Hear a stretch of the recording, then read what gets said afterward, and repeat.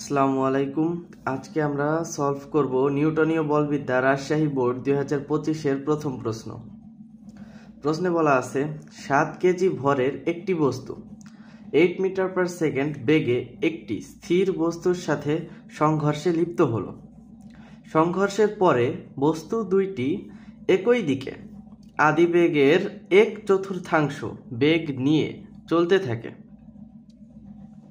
গ নম্বরে বলা আছে স্থির বস্তুর ভর কত নির্ণয় করো।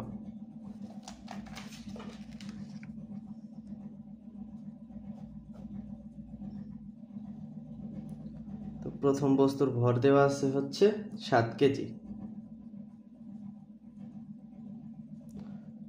বেগ দেওয়া আছে 8 মিটার পার সেকেন্ড।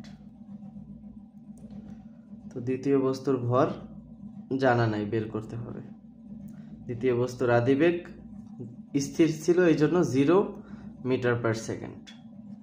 এখন বলা হয়েছে যে সংঘর্ষের পর বস্তু দুইটির মিলিত বেগ আদিবেগের 1/4, অর্থাৎ v is equals to u1 divided 4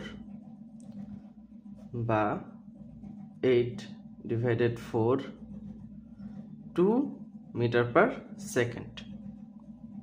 তো এখন সংঘর্ষের সূত্র থেকে আমরা জানি কি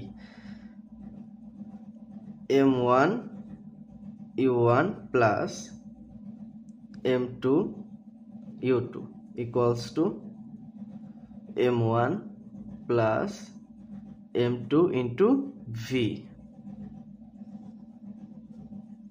তো এই ক্ষেত্রে আমরা যদি ভিটার এই সাইডে গুণ অবস্থায় আছে, এই সাইডে ভাগ অবস্থায় নিয়ে আসি, তাহলে থাকবে কি m1 u1 plus m2 u2 divided v equals to m1 plus m2। এই পাশে m1 প্লাস অবস্থায় আছে, তো আমরা যদি অপোজিট সাইডে নিয়ে আসি তাহলে m1 মাইনাস হয়ে যাবে। অতএব m2 is equals to m1 u1 plus m2 u2 divided v minus m1। তো এখন আমরা মান বসাই।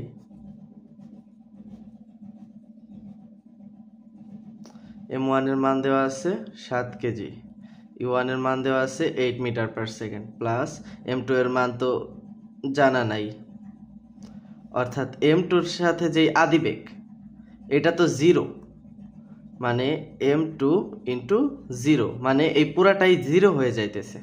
নিচে থাকবে v এর মান আমরা কত পাইছি 2 মাইনাস m1 এর মান 7 কেজি, অর্থাৎ এই মানটা যদি 0 হয়ে যায় তাহলে 7 ইন্টু 8 ডিভাইডেড 2 মাইনাস 7, অর্থাৎ 7 8 56 ভাগ 2 বিয়োগ 7।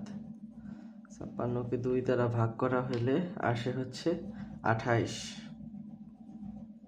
28 মাইনাস 7 বিয়োগ করলে 21 কেজি, অর্থাৎ দ্বিতীয় বস্তুর ভর আমরা পাইলাম 21 কেজি। ঘ নম্বরে বলা আছে উদ্দীপকের সংঘর্ষটি কি স্থিতিস্থাপক নাকি অস্থিতিস্থাপক, গাণিতিকভাবে যাচাই করো।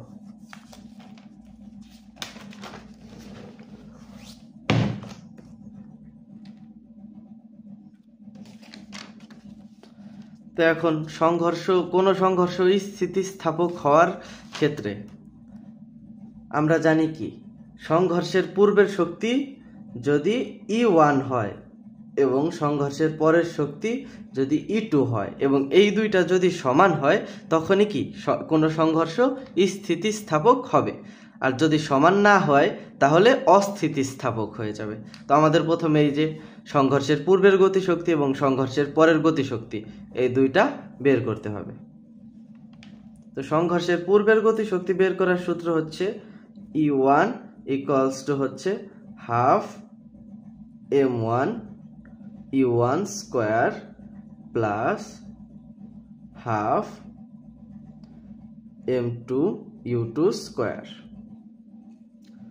বা হাফ m1 এর মান হচ্ছে 7 গুণ হচ্ছে, আর প্রথম বস্তুর আদিবেগ হচ্ছে 8 metre per second square plus half m2 এর মান হচ্ছে 21 টু U2 এর মান হচ্ছে 0 স্কোয়ার।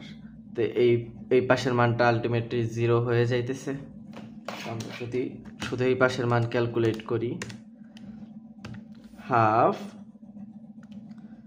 গুণ 7 গুণ 8 স্কোয়ার, তো সংঘর্ষের পূর্বে গতিশক্তি আসতেছে হচ্ছে 224 জুল, 224 জুল। আবার সংঘর্ষের পরের গতিশক্তি বের করার সূত্র হচ্ছে half m1 plus m2 into V square. তো আমরা মান বসাই, হাফ m1 এর মান হচ্ছে 7 কেজি যোগ m2 এর মান আমরা বের করে পাইছি 21 কেজি গুণ ভি এর মান হচ্ছে 2 এর উপরে স্কোয়ার। আমরা যদি এটারে ক্যালকুলেট করি, half into 7 plus 21 into 2 square আসতেছে হচ্ছে 56 জুল। অর্থাৎ এই জায়গায় আমরা যেটা দেখতেছি, E1 is greater than E2 বা E1 is not equals to E2। অর্থাৎ যেহেতু সংঘর্ষের পূর্বের গতিশক্তি ও সংঘর্ষের পরের গতিশক্তি সমান নয়, তাই সংঘর্ষটি হবে হচ্ছে অস্থিতিস্থাপক।